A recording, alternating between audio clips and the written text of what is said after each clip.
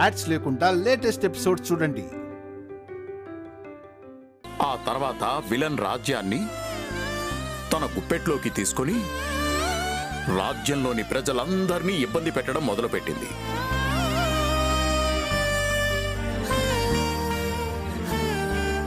ఆ విలన్ అలా అనేసరికి రాజ్యంలోని ప్రజలందరూ తినటానికి తిండి లేక కొందరు దొంగలుగా మారారు.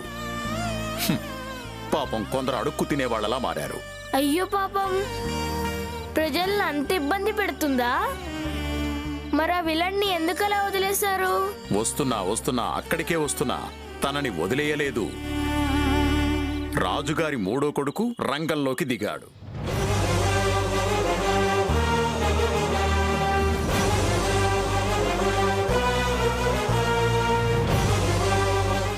ఆవిడతో యుద్ధం చేసి రాజ్యాన్ని మళ్లీ చేజిక్కించుకున్నాడు.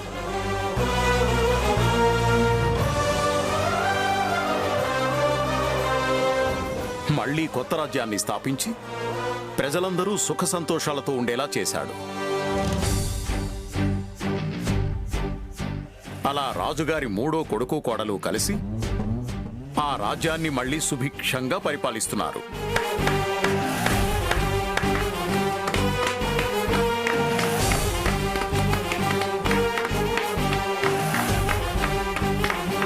Super super super super. ప్రజల కష్టాలైతే తీరాయి గాని ఆ రాజు కుటుంబంలో ఉన్న కష్టాలు ఇంకా పూర్తిగా తీరిపోలేదురా.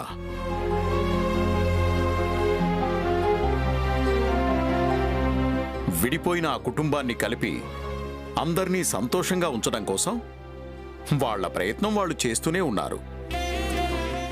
ఏదో ఒకరోజు ఆ విలన్కి బుద్ధి చెప్పి అందరిలో కలిసేలా చేస్తారు.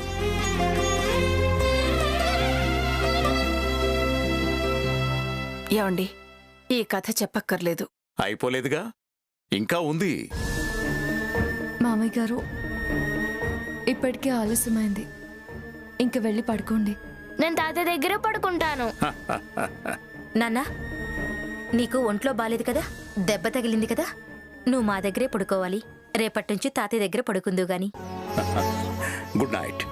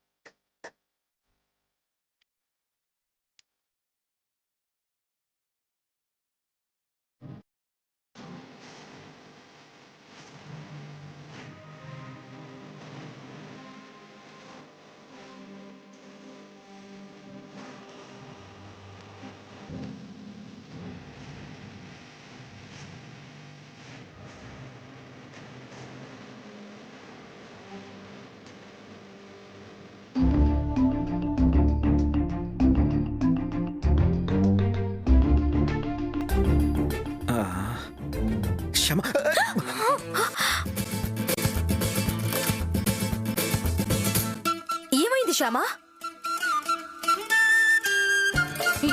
ఏం లేదక్క, పడుకోండి.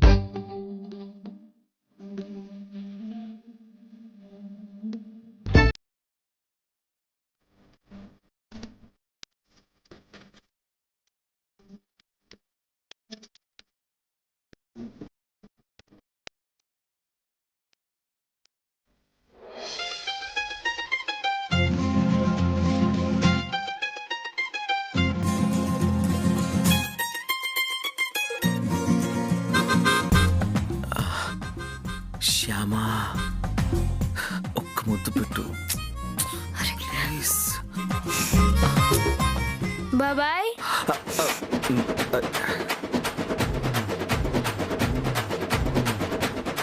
ఏంట్రా నువ్వు లేచావేంటి? ఏదో కల వచ్చింది బాబాయ్. నాకు కూడా ఒక కల వచ్చిందిరా. నువ్వు పడుకో పడుకో. మ్మ్.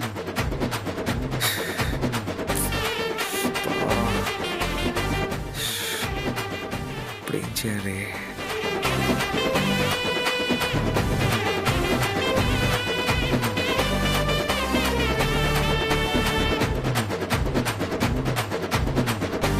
పడుకున్నాడా?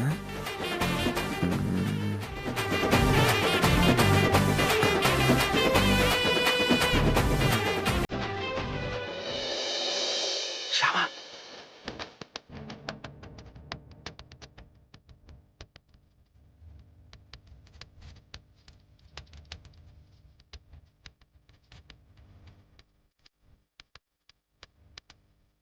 బాబాయ్ ఏంటి నీకు నిద్ర రావట్లేదా? పిన్నికి దోమలు కుడుతున్నారా? నేను బెడ్షీట్ కప్తానులే బాబాయ్, నువ్వు వెళ్ళి పడుకో. కప్పుకో పిన్ని.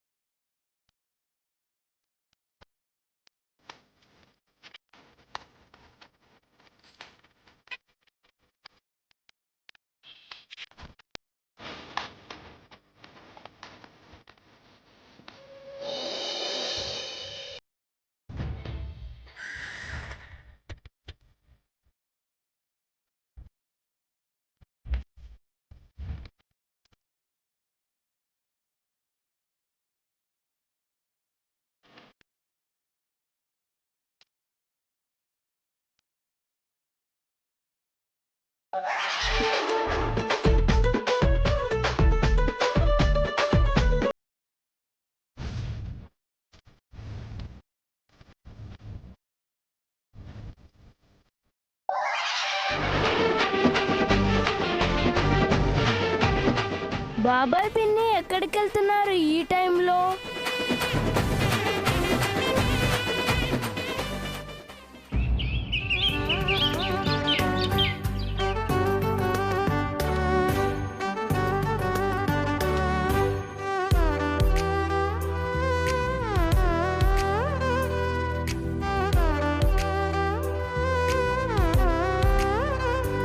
ఎన్ని రోజులైంది శ్యామా నీ చేతి వంట తిని?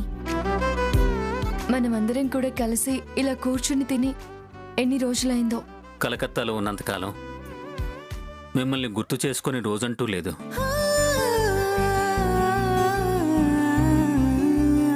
ముఖ్యంగా భోజనానికి కూర్చున్నప్పుడు మేం ముగ్గురమే కూర్చొని తింటుంటే చాలా బాధ అనిపించేది.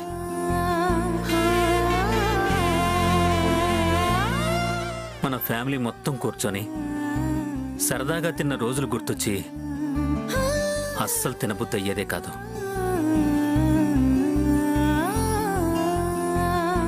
ఆ దేవుడి దయ వల్ల ఇంతకాలానికి మళ్ళీ అందరం కలిసాం. నాకు చాలా సంతోషంగా ఉంది. అవునక్క, రాత్రి మీకు బాగానే నిద్ర పట్టిందా? అంటే కొత్త ప్లేస్ కదా, నిద్ర పట్టిందా లేదా అని. బ్రహ్మాండంగా నిద్ర పట్టిందమ్మా.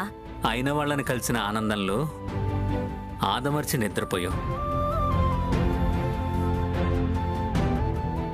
నాకు మాత్రం సరిగ్గా నిద్ర పట్టలేదు. కొత్త ప్లేస్ అలాగే ఉంటుంది నాన్న. 4 రోజులు పోతే అలవాటైపోతుంది. నాకంటే కొత్త ప్లేస్ నిద్ర పట్టలేదు, కానీ బాబాయ్ పిన్నికి ఇది పాత ప్లేసే కదా, మరి వాళ్ళకెందుకు నిద్ర పట్టలేదు రాత్రి?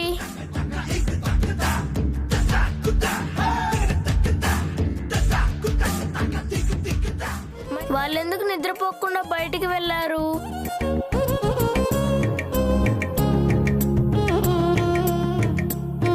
అంటే బయట నిద్ర పడుతుందని బయటికి వెళ్ళారా?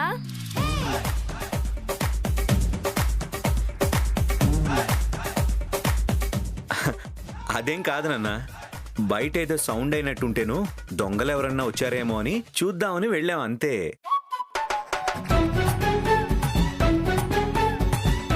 ఓహో, దొంగల్ని చూడడం కోసం మీరిద్దరు దొంగల్లా వెళ్ళారన్నమాట.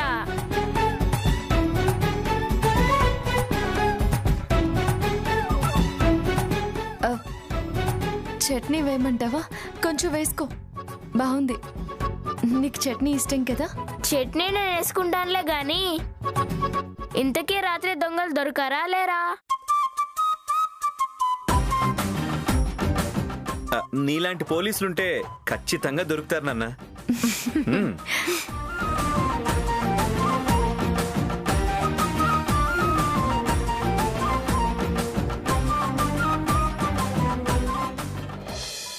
ఏమండి, మనమందరం ఉండటం వలన ఇల్లు కొంచెం ఇరుకనిపిస్తుందండి. అవును వసంత, అఖిల్, శ్యామ కొంచెం ఇబ్బంది పడుతున్నట్టున్నారు. కొంచెం ఏంటి, చాలా ఇబ్బంది పడుతున్నారు. మరి కొంచెం పెద్దిల్లు తీసుకుంటే బాగుంటుందేమో అనిపిస్తుంది. అవునవును, బాగుంటుంది. వాళ్ళకి బాగుంటుంది, మనకి బాగుంటుంది, పిల్లాడికి బాగుంటుంది. లేకపోతే పిల్ల పోలీస్కి వాళ్ళు రోజూ దొరికిపోతారు. పెద్దిళ్ళు చూడమని వాడికి చెప్తానులే.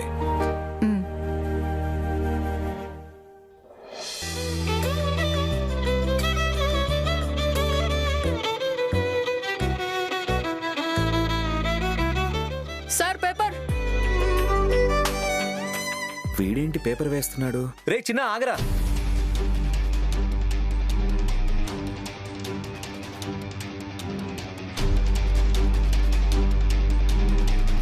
రే చిన్న, నువ్వు మేనేజర్ కొడుకు కదా? అవును సార్.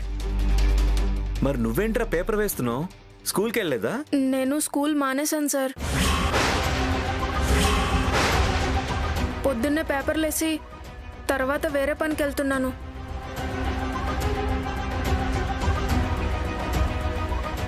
అదేంట్రా, మీ నాన్న ఐశ్వర్య కంపెనీలో మేనేజర్ కదా, నువ్వు స్కూల్ మానాల్సిన పనే ఉంది.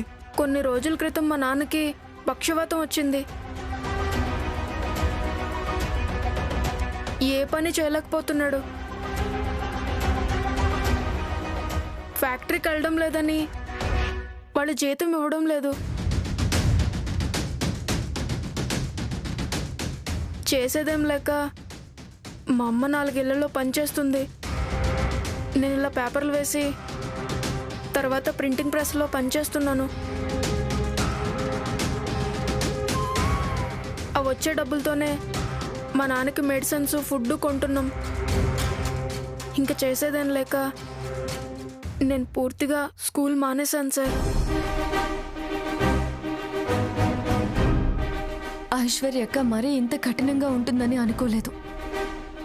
ఎప్పటి నుంచో కంపెనీలో పనిచేసే మేనేజర్ కుటుంబం ఇలా కష్టాల్లో ఉంటే ఆదుకోలేదు. సొంత వాళ్లమైన మనల్నే కష్టాలు పాలు చేసింది. పరాయి వాళ్ల కష్టాల గురించి ఏం ఆలోచిస్తుంది? ఇప్పుడు ఏం చేద్దాం అఖిల్ బాబు? రే చిన్న, మీ ఇల్లు ఎక్కడా? రండి సార్, చూపిస్తాను. పద రాశామా.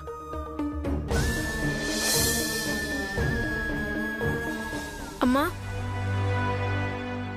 నమస్కారం బాబు. నమస్తే అమ్మా. కూర్చోండి.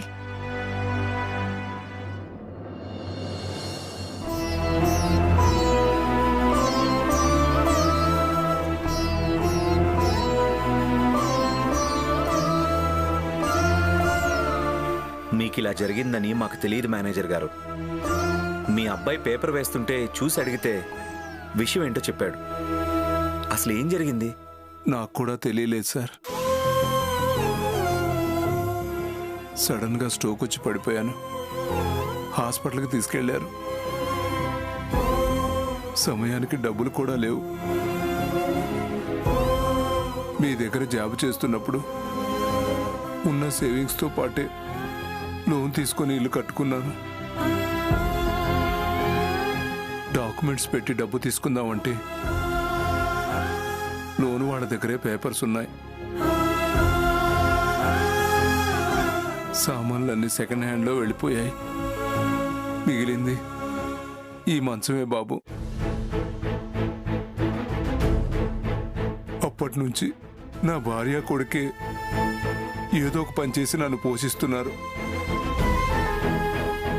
మరి అంత కష్టంగా ఉన్నప్పుడు మీ భార్యని కొడుకుని పంపించి డబ్బులేమైనా అడగలేకపోయారా? అది కూడా చేశాను సార్. ఇవ్వనన్నారు. పైగా నాకు శాలరీ కూడా ఇవ్వనని చెప్పారు సార్. నేను కోలుకున్నాక వస్తే తిరిగి జాబ్ ఇస్తా ఉన్నారు, కానీ ఇప్పుడు డబ్బులు ఇవ్వడం కుదరదు అన్నారు. అమ్మా, జరిగిందేదో జరిగిపోయింది, మీరేం బాధపడకండి. మీ వారికి మెయిన్ ట్రీట్మెంట్ చేయిస్తాం. ఇప్పుడే హాస్పిటల్కి తీసుకెళ్తాం. ఖర్చు అంతా మేం భరిస్తాం.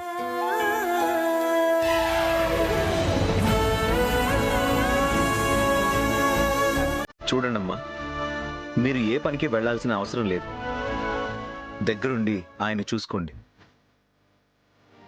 రే, మీ నాన్నగారికి ఏం కాదు, త్వరలోనే కోలుకుంటారు. రేపటి నుంచి నువ్వు స్కూల్కి వెళ్ళి బాగా చదువుకో. మీ నాన్నగారు ఫోన్ నెంబర్ చెప్పు. అలాగే.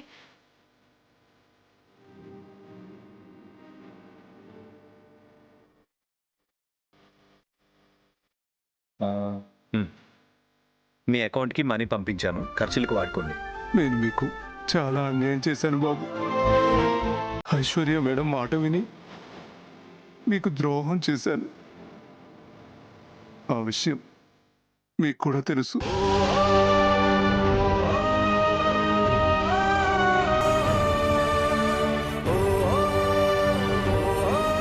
నేను చేసిన పాపానికి నాకు జరగాల్సిన శాస్తే జరిగింది. అయినా మీరు నాకు సాయం చేస్తున్నారు. ఎన్ని జన్మలెత్తినా మీ రుణం తీర్చుకోలేను. నన్ను క్షమించండి సార్. అయ్యో, మీరు అలా అనకండి మేనేజర్ గారు.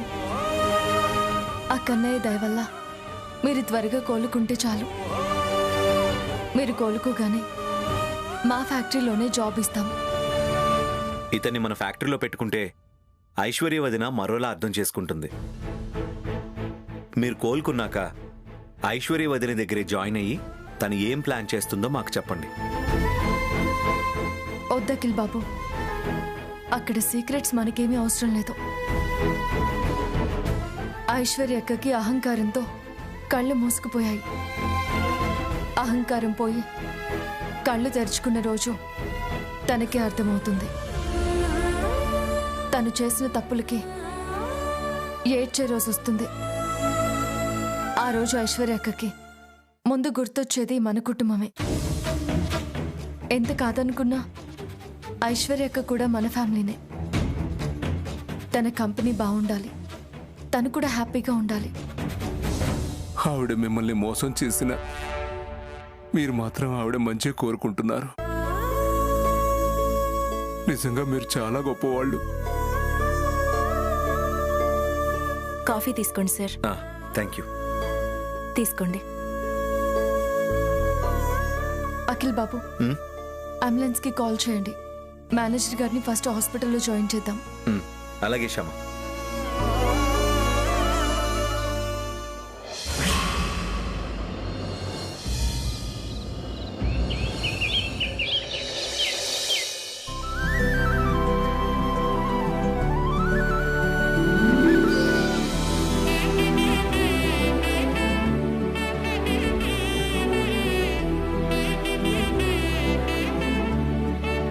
శ్యామ, వెళ్దాం అఖిల్ బాబు. పద. నమస్కారం సార్. నమస్కారం అమ్మా. నమస్తే. మేనేజర్ గారు, హాస్పిటల్ నుంచి ఎప్పుడు డిశ్చార్జ్ అయ్యారు? ఇవాళ మార్నింగే సార్. మీరింత త్వరగా కోలుకోవడం మాకు చాలా ఆనందంగా ఉందండి. అంతా మీ దయ్యే సార్.